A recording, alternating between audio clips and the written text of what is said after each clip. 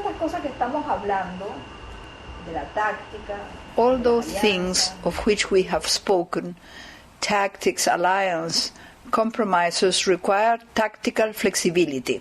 Unfortunately, there are sectors of the left who do not understand the necessity for tactical flexibility. As they work a lot with strategic slogans, with big ideas, they do not know how to conduct themselves in complex realities, with different colors, with the different tones of gray which exist when dealing with concrete situations. Let's see what Lenin says about this topic in Left-Wing Communism and Infantile Disorder.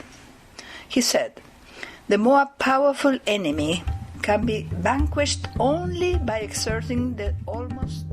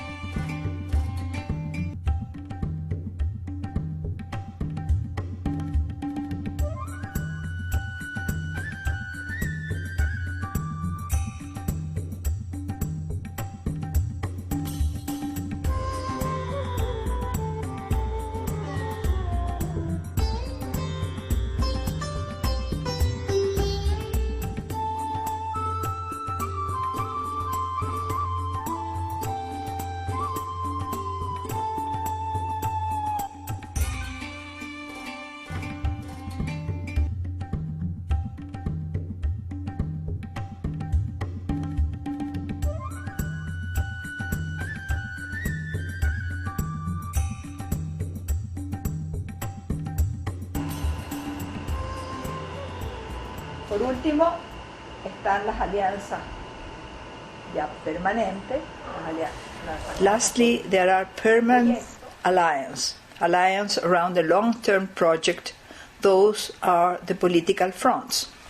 Political fronts are not parties in the same sense that they are not a unified political organization. A front is a type of political organization in which different parties participate while maintaining their autonomy. But these different parties have a common platform, a common program, and a discipline to enable them to function. The broad front of Uruguay is that, and so was, for example, Popular Unity in Chile. Both were political fronts.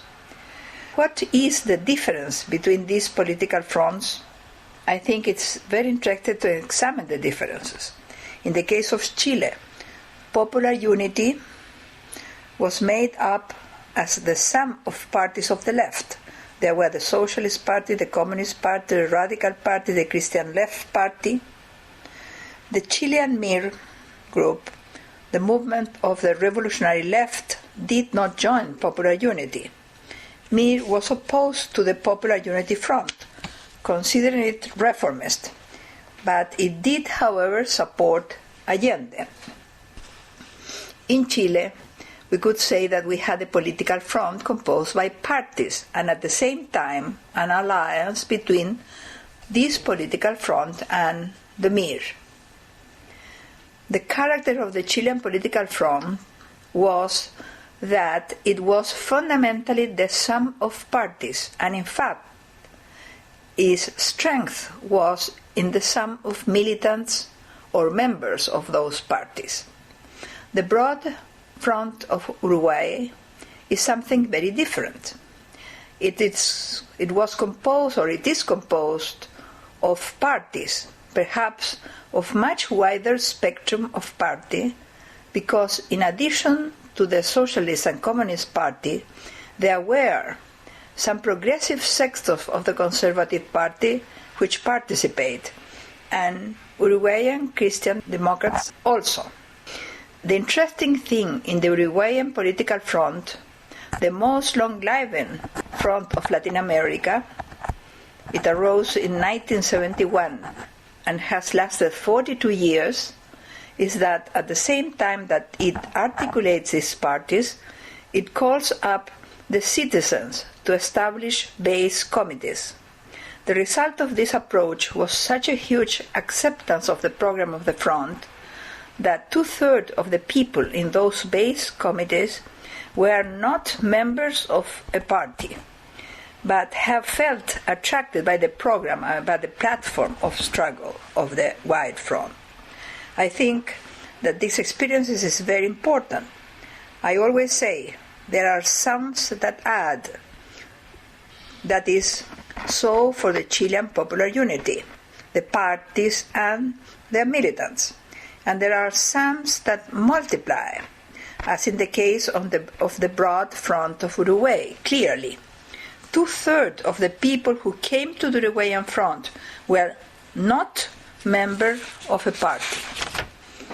And the front is seeking to give them space and representation and a say in decision-making, because not only do they have a role as voters and in mobilizations at the grassroots, no, they are also allowed to take part in the decision-making. Now, alliances do not always have to be established just between leaders or executives of the different organizations of different sectors. Alliance can be made with grassroots organizations, informal alliance perhaps, but clearly alliance. For example, when Lenin and the Bolshevik assumed power, they did not advance the Bolshevik agrarian program, but instead adopted the program of the Socialist Revolutionary Party, a party rooted among the peasants. The reason for taking over adopting the program of that party, which represents the majority of the peasants, without having established a formal alliance with the party, was a gesture implying an alliance with the social basis of the party, over the heads of its leaders. That can be done and must be done when leaders do not understand the necessity of these alliances.